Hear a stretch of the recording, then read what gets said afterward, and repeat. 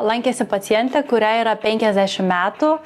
Ji ateina profilaktiškai susileisti į pykčio raukšlę, kadangi matysite, jinai tikrai yra gili, ypač kai pacientė suraukia arba yra ramybėje, net įsirėžęs jau yra griovelis. Jai aktuali tik tai šita sritis, nors aptarėme daugiau galimybių, tačiau jinai tik tai šią sritį norėtų koreguoti. Tai buvo suleistas disportas, leidom 50 veikimo vienetų, matėt 6 taškai, susižymėjau 6 taškus, dėl to, kad labai ta raukšlė yra gili.